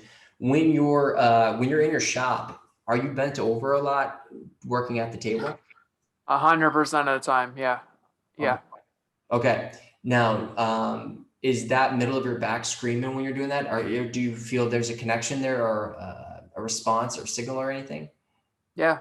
All the time, man. I come in from the shop and, I have a prior injury in my chest. I don't know if we spoke about this, but few years ago, I don't know, I bent down, I was picking up a big AC unit, right? Yep. I broke that cartilage in between your rib and your sternum. Mm-hmm. So I have an injury in there, and ever since then, if I fully, pull back, I can get a gigantic pop in that area. And if I'm in the shop, it's like clockwork, man. Every day after about an hour, if I'm, bent over sanding or working or doing whatever I'm doing, I can feel it and I know that it needs to happen. And then I have to stop and like slowly come up, and then there'll be this giant pop and I'll feel my shoulders go back. And yeah, it's wild. I can feel it in my neck, that tension pulling in my neck. I have, chronic headaches from constantly having my neck down. Okay. So here's the thing. This is you love what you do, right? You love 100%. Yeah. So here's what I always say. If you're loving what you're doing and that type of thing, as long as you have that love and compassion, that frequency comes with it. It supports what you're doing. It actually makes this, I don't want to say easier, but it makes it a little bit more enjoyable, because you're working towards, it's like you're trying to work on yourself and something that you love to do, right? It's like when people come in and say, hey, I want to play tennis again. I haven't been able to play tennis because of my ailments. Okay, well, if you love to do it and you want to do it, there's that motivation. It's ultimately what I'm getting at. But I start with that because you're bent over the majority of the day because you're working, or a lot of the day. So we can't ignore that. Like I can say, okay, well, we need to open you up. We need to do all this opening up. But in the reality of the situation is, yes, that's true. But if you're going to be bent over, I need to know, or we need to know, that you're stable there. Like you have that connection. As I said, with the pushing through the floor, I could be resting my foot or I could be pushing. I can create that connection. There's an awareness of what I'm doing. And there's no difference here. It's going, hey, I'm bent over, but I'm bent over with a purpose, like of what's going on in the body. Like I'm going to push through, like I said, I'm going to be bent over. I know I'm going to be here. Let me push through my feet. And let me actually, something I would recommend is going, as I'm over this, let me push through the feet and let me think about trying to pull the ribs down and in, just to see if I can create that awareness to my abdomen. Do I feel support from my abdomen being in that position? If you can do that, great. I would say find yourself going in and out of that. If you're bent over, you know what I mean? I can say, hey, stand up. Look at it like almost like a repetition. Like, all right, I'm in here for a couple minutes. Let me stand up. Let me just take a couple deep breaths before the point where I have to go. You know what I mean? Yeah. And these are things that might take away from what you're doing. You don't have to do it every day, but it's when you start to go into it, that intention, you're actually building strength in what we consider a bad spot or a weak spot. The biggest issue that we do is we go, hey, my shoulders roll forward. The first thing we think is, I have to do this. That's the answer. But the reason we're here is the body's telling us something. This is what feels comfortable. It's like telling people in today's society something that makes them feel comfortable isn't necessarily good for them. And now you're trying to change their entire outlook on life. As we all know, not a good move. Not going to do well. So it's starting with what feels comfortable. You have to slowly find your way out of it. So it's your body's literally saying, hey, Nick, we're comfortable here. We're good. Like, don't move from here. But then your body's going, this is pain. This is pain. What's going right now, this is what's protecting, right? We've talked about this. But now it's going, okay, well, I'll be here, but let me give you some support. Let me try to find ways to support this. So usually what I will do with myself included, hey, if I'm bent over like this all day, or I'm at my computer, and we all do it. First thing I'm going to start doing then is just trying to get into me specifically. I'll get into a push-up and I'll try to create as much of a camel's back as possible. And I'll just hold it. Just really close that angle. So people are like, well, you're creating more round. Yeah, but I'm doing it now with a purpose, and I'm breathing into that tension to support it. And usually what people will find, and a lot of my clients have found, is going, wow, going deeper into what I was doing, but with that intention, that purpose, that awareness of what I'm doing actually feels better.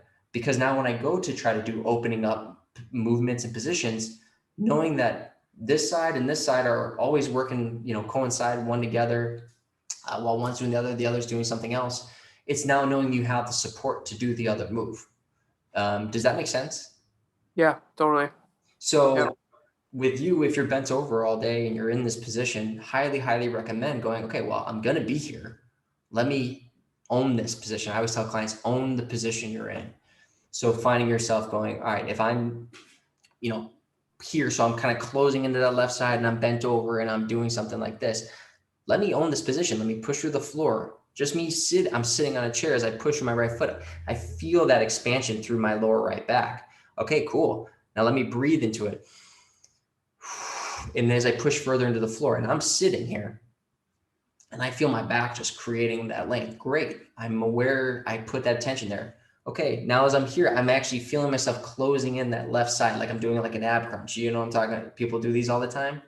Okay, let me close into that. I don't need to do 25 of these. Let me just hold that. Let me create that tension there as I create the length here. And this is the type of specificity that we can get into just by putting awareness in the body. The coolest thing that I've experienced myself and clients is that when I can get them and myself as well to a point where I can go, okay, this is going to sound crazy. We're going to do a pull-up. And then they're like, okay, we'll do a pull-up. All right. I'll ask, where do you want to feel it? And then they go, I want to feel it in my lats. Okay, cool. We'll do a pull-up. Okay, I feel it in my lats. Great. Sweet. All right, now I want you to feel it in your abdomen, right above your belly button. And when we were working together, I'd kind of point. I'd give that that sensation, so they know where that sensation is. Do you feel that? Okay, yeah, okay. I want you to feel it there. Cool, I can feel it. It gets to a point where I go, all right, I want you to feel it on the inside of your thigh. I want you to feel in your calf. They would just hold a pull-up. They wouldn't even do the full pull-ups, and they'd be like, dude, my calves are on fire. And they go, what the fuck are we doing? Like, how did that happen? I'm doing a pull-up, but when you know that you're putting your awareness where you want to put your awareness, it's no different than when you see those muscle guys and girls flexing. Their awareness, is the bicep, or they're doing this. They're doing the same thing, but with opposing thing. When we're moving, we can have that ability to put it wherever we want. But as I said earlier, and I'll repeat myself because this is key, is that some highways are more comfortable and known than others. So we need to know what those unknown highways are in the body, those neurological highways, in order to have a wholeness of the body, of awareness of self. Because I can assure you, like for myself right now, like this is how specific, my left pinky toe feels lack of sensation. And it's not that I feel numb or anything. It's just when I'm doing certain movements, I don't feel like I have as much connection there. So what am I doing?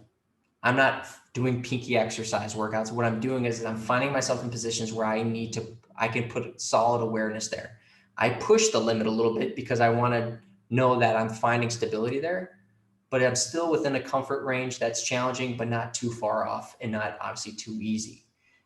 But this is how specific we can get, so we can know, like, all right, something's up, or hey, this is where I want to be. Does that make sense? Yeah, totally, man. Yeah, sorry, I'm just soaking it all in. Yeah, no worries. It's beautiful to hear when I'm so accustomed to like the Western style of physical therapy and medication and stuff, trying to help people, where it's just nonsense. It's just nonsense. Most of it's nonsense. Well, I think, and I agree to some extent. I do agree with to some extent, but I also think I'm like, we can sit here and see where the gravel is 100%, but it's also understanding like there's still purpose to it, but it's knowing like It's it's I guess like, yeah, go a on. good way for me to say it is, it's like it's taking one element out of the entire picture and focusing just on that. Because when you're talking about, Yes. and I do it horribly, man, my shoulders are rolled in hard. If I actually expand them out, I'm pretty broad shouldered, but they're always rolled in. My neck is forward. So I have all these issues, right? If I were to go to like a traditional physical therapy, they will give me the exercises that in theory should correct that problem.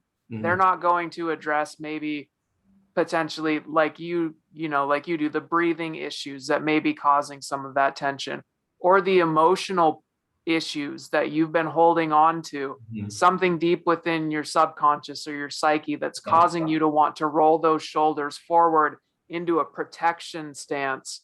And they're not going to touch that. So it's like, when I go to the chiropractor, right, she can adjust my neck and my back into position, and I can get very temporary relief.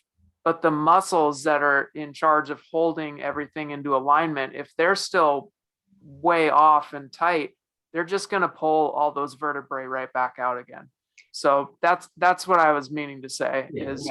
I figured that's what it was, but it's definitely, you're right. And I look at it also to just to add on top of what you're already saying, which I agree, is that it's like, okay, your journey is obviously here.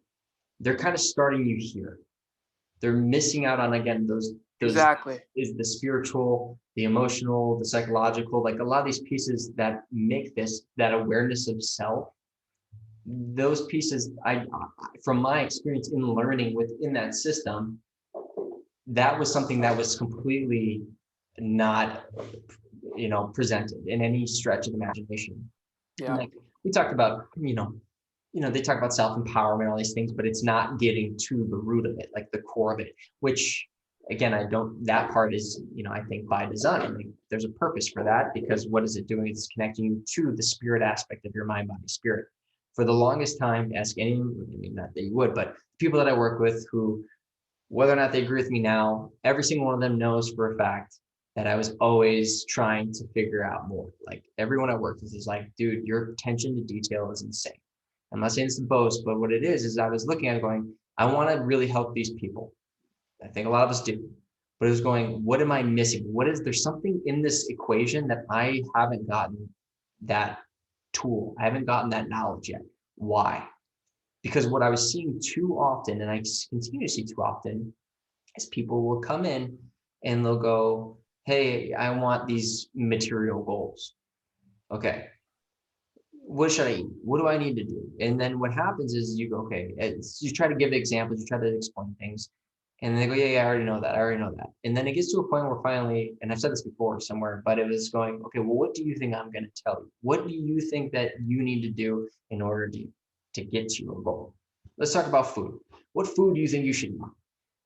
And they go through like vegetables. I know I need organic. I need to know, and this is before I was into like really looking into self-sustaining or local, like really getting into like those types of things. But like, I need organics, vegetables, fruits, this and that. I know I need to stop drinking alcohol so much. I know I need to get more sleep. And I know this, so it was becoming one of those things where I was going, majority of people know what they need to do. Like this is, it's taught or learned. We know this, but it's also so innate.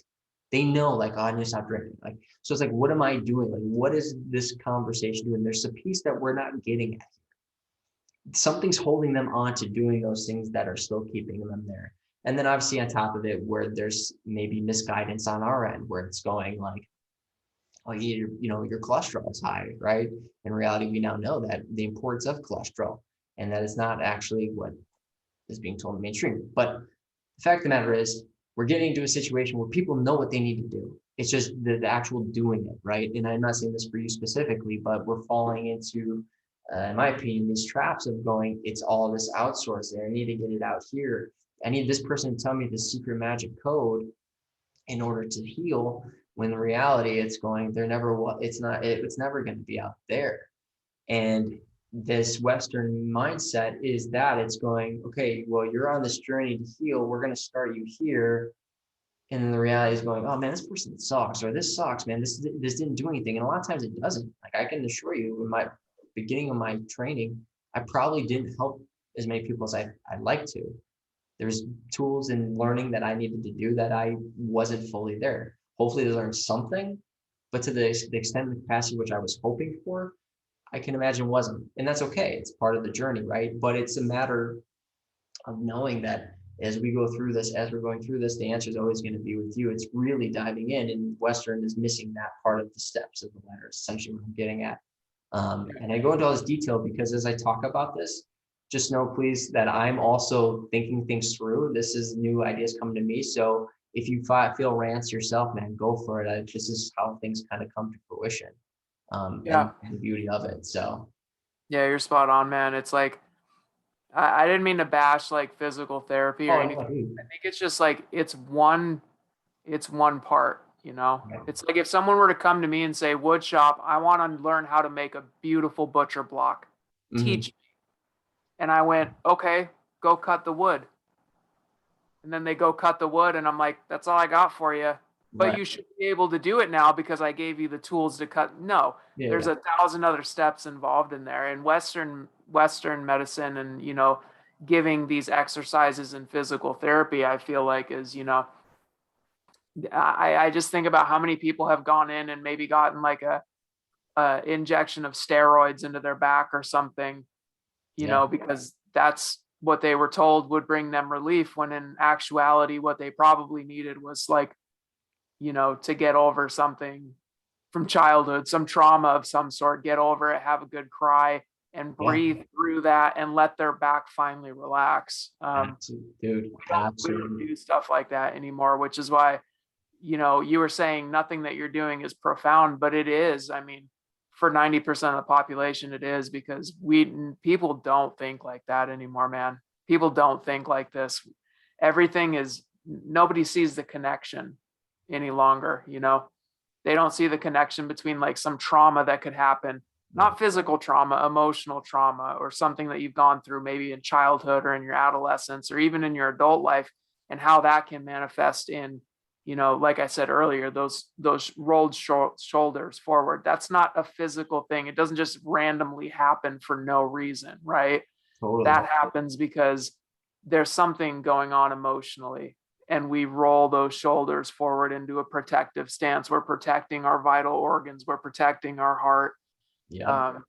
And, you know, a lot of the times you can get to those root issues that you don't even know are there, right? I've done this in massage. I'm sure many people have had this. If you've had like a professional massage, you know, they'll hit a muscle and just like, oh, I'm blasting off to something that happened 20 years ago randomly. Like you're letting go, you know. I believe that anyways. I think that we can store a lot of that trauma in our body, and then when it's released, we think about it and we're able to process it. Dude, 100%. And I've spoken with Balderson about it. I know professionals have talked about this, you know, Dr. Yamoto talking about obviously the structured water. We talk about the water holding memory in reality. It's, you know, we know it's the salt. It is the salt within the body, and that's in the cells.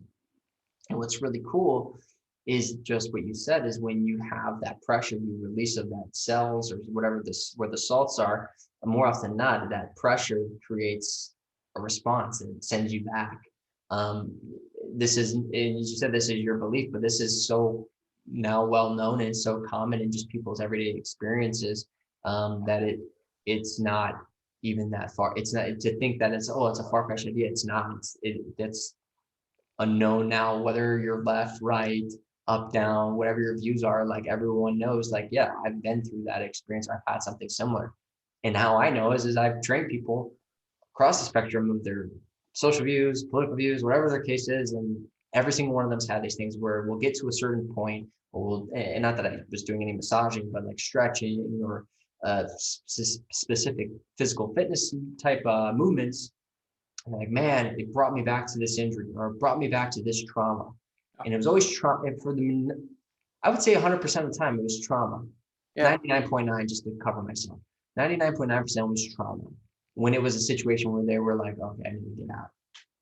And that's what's so really interesting is when you see how much trauma is living in our body. And that trauma is in many ways doing what it can to protect us, or what it thinks it needs to do to protect you.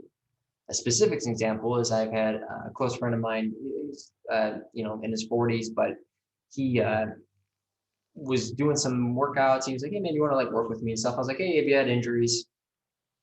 Yeah, I tore something in my ACL or something in my left knee when I was 20. It's like, okay. And now at the time I saw him, he was probably, I think he was like 43. So a couple years ago. And I was like, can you move through it? Does it hurt? He goes, no, it doesn't hurt by any stretch. He's like, I can do I can do lunges, I can do squats, all this stuff. I'm like, okay, cool. So I put him into a lunge. And I didn't have him go into a deep lunge, kind of similar to what we did, but just a little bit deeper. And I said, just hold it, just breathe and hold it. And immediately, first I asked him, hey, put your foot on the floor. Can you feel that connection, that highway to your glute? Yeah, I can feel it. Okay, good. Now just sit there, hold it. Within 2 seconds, I'm not exaggerating, 2 seconds, his leg went from this. So imagine this is the knee and this is the quad.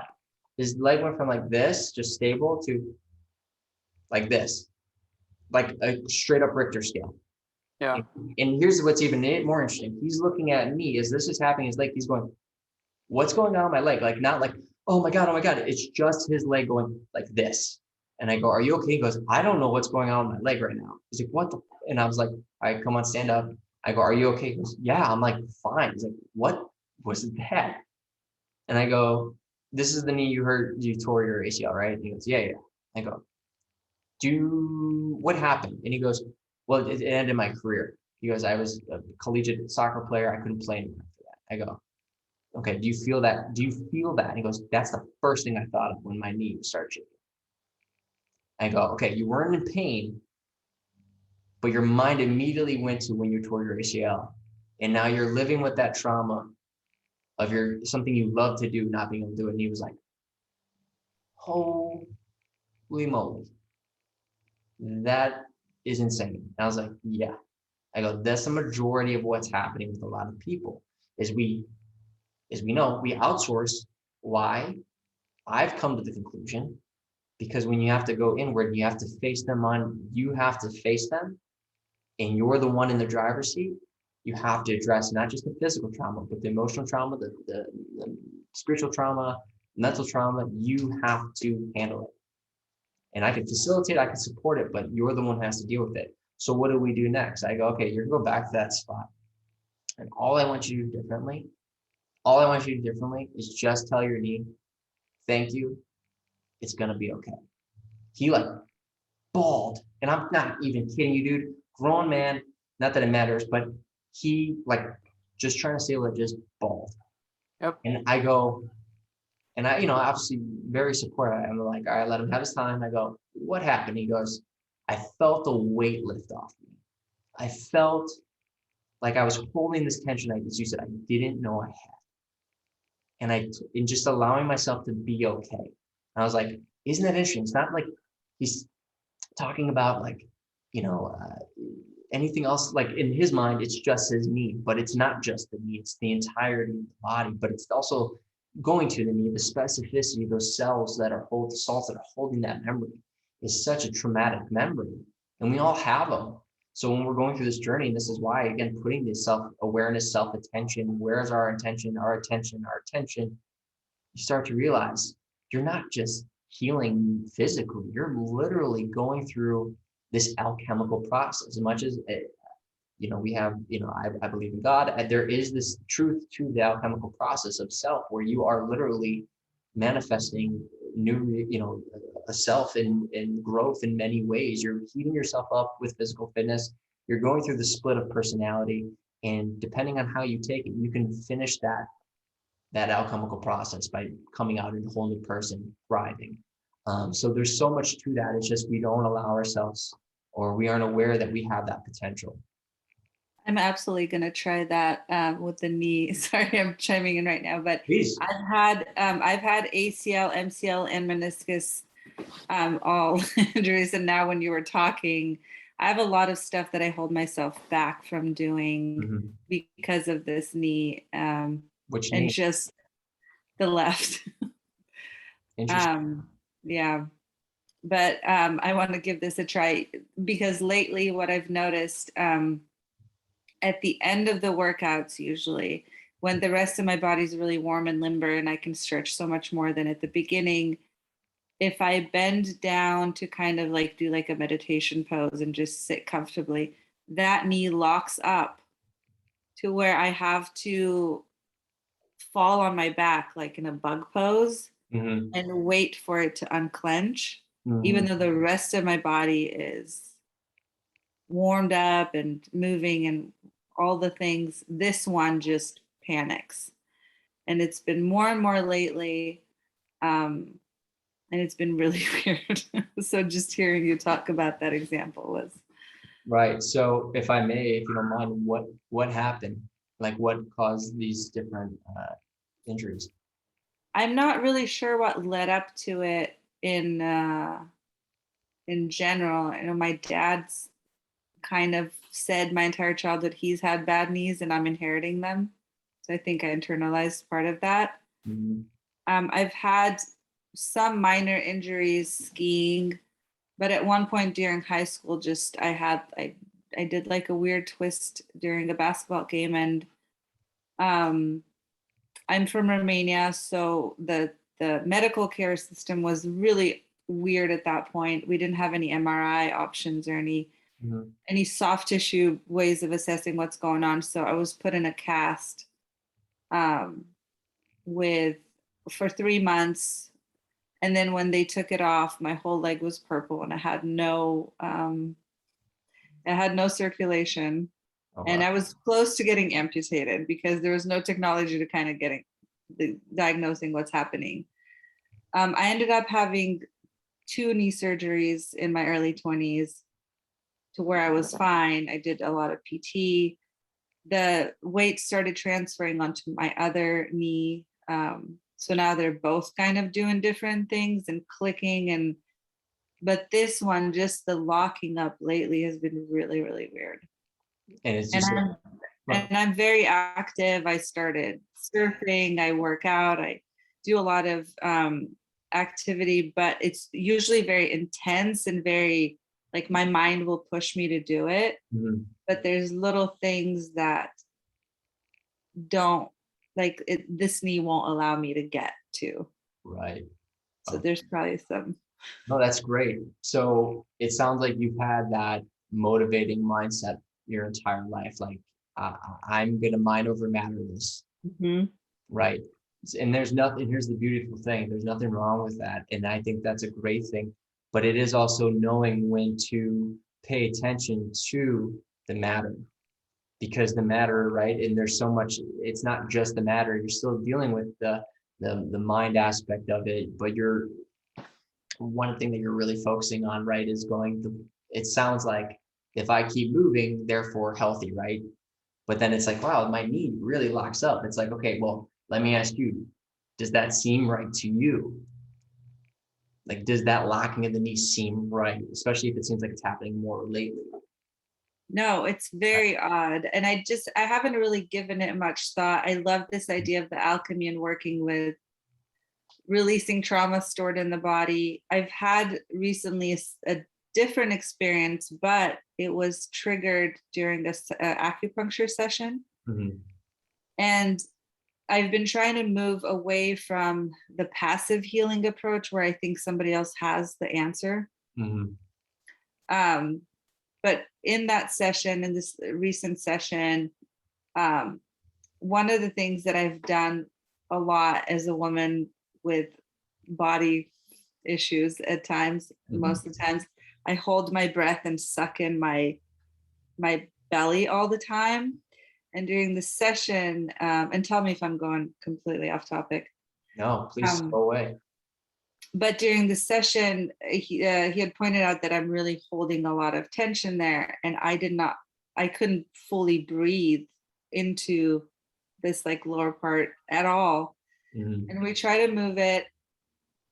And I started doing a few more exercises at home with just like my hand on my body. Is one of the things I had was the awareness, but what I was lacking was the acceptance of it.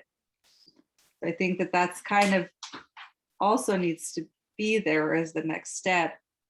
And as I started just kind of physically being accepting of that spot and just having my own hands on my body and trying to breathe through it, I've had some intense, hold on one second.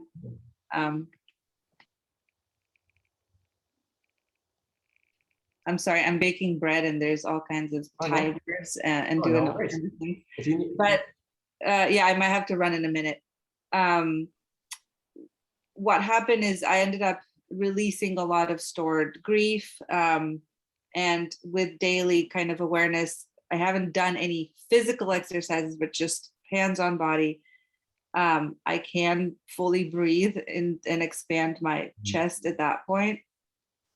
But I think a lot of times what I've done in the past is I relied on an outside opinion to say, this is where the problem is, and this is how you approach it, and was completely disconnected from my own. Right. Like obviously I have the awareness of where things aren't fully moving, but yeah, what I was catching from what you were saying is that foundation was lacking, not just the middle of the road approach. So I want to try the knee later after the. Yeah, no worries. So one thing that if you want to add a physical stress to it, this is something I have talked about in prior podcasts, but also just in training, is that I always go start into a split stance where you're in basically a lunge, not a deep lunge, but your left foot's planted, you're on your right toes.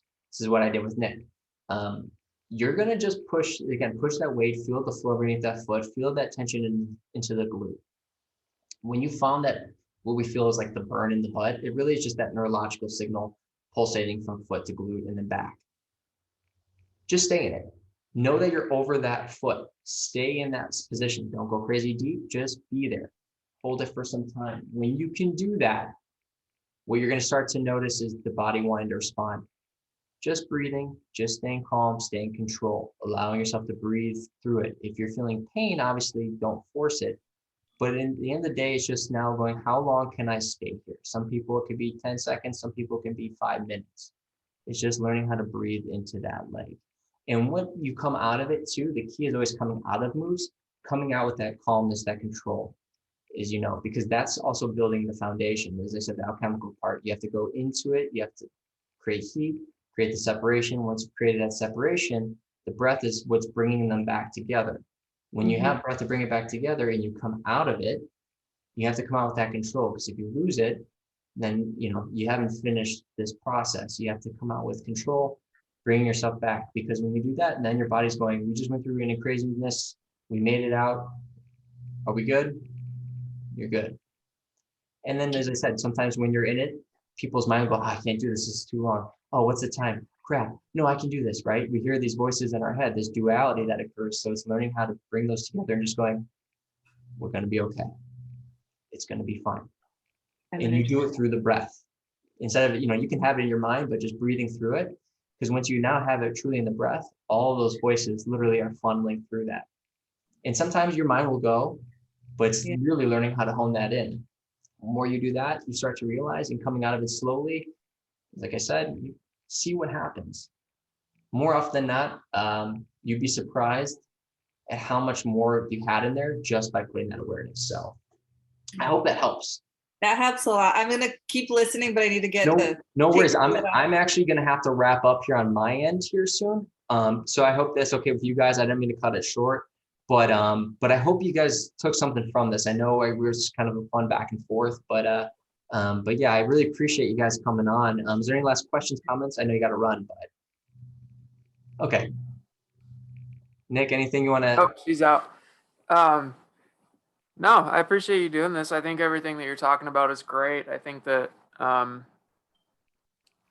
as she said, in the beginning, I also was looking for that passive approach of tell me what to do, and if you can, do it for me, massage, acupuncture, chiropractic. And I do still utilize chiropractic, but yeah, I mean, the healing has to come from yourself. I mean, you're the one that's holding on to everything, Exactly. If you have something in your hand and you're squeezing it, nobody else can let go of that thing, and you have to be the one to let it go. And I've experienced that, man. I wasn't able to drive my vehicle after that accident. It was such a horrific accident that I wasn't able to drive my vehicle without just constant panic attack. I had 911 pre-dialed on my phone. I mean, I was terrified, and I love driving, man. My whole life prior to that point, it was my favorite thing to do, was just to drive. And when I would drive through that area, that same spot where I got into that accident, I would have flashbacks. And it's not like in the movies where you see everything play in your head. It was a physical response, right? So as I'm coming up to this place, I would feel my neck tense up. And then as I get closer, my whole body would tense up. And then as I'm driving down the street where got into this accident, I couldn't breathe, right? And then I'd start hyperventilating, and I'd be having a panic attack while driving. And then it's this spiraling effect downwards. And I don't have that anymore, and it's not because of anything that I did physically. It's because you have to let go of the emotional. And I tried to address that physically for many years. I tried to address, is it because my body is in the same driving position in my vehicle that I was in when I got this accident? So when I'm putting myself back into that position, is that triggering something? No, it's the trauma. It's the underlying trauma that's causing your body to react in a certain way. So Absolutely, man. I mean, it really does show you that all of this has to do with knowing and having the awareness that the majority of our physical material manifested ailments, diseases, whatever, are more often than not something that is happening on a spiritual, psychological, mental, emotional level. yeah, And that's what's so beautiful when you really do have that realization, or at least are willing to come to terms with it to some degree or another. You now know, okay, well, hey, this is a way I can actually start my path of healing self and living healthy, rather than it being a situation where you're like, oh, this is just the way it is. And I'm always so grateful for people like both of you who are willing to chat with me about it, because that's something I'm super passionate about, and I love being a part of those conversations with people. Because like I said, as we're talking, it might be something that I say, but it's nothing that I was doing. It was something that clicked for the individual. And that's why having these conversations, why hearing these stories, right? It allows not just learning from something I'm saying to you guys, but as you're talking, I'm getting those things like, oh, that's interesting, light bulb. So we can really all grow together. And I think that's what everyone's always talking about, right? Is healing, better communities, better energy, tribes, whatever. So it's just being able to be a part of that. And so I am grateful for you guys coming on and doing this with me. And if you have any more questions, obviously, please always be able to reach out. I'm always happy to help however I can, or just even updates. So, but anyway. I'm glad. I'm sorry I was so late, but I'm glad I tuned in, because it helped me connect some dots just listening to you talk. That I'm Good. that was great. I appreciate you taking the time.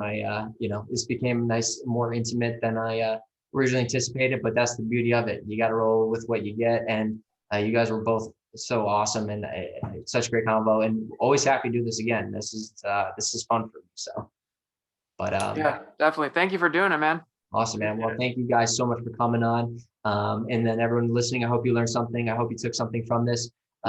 Feel free to reach out if you have questions. And on that, we will see you guys all next time. Thanks, guys. All righty.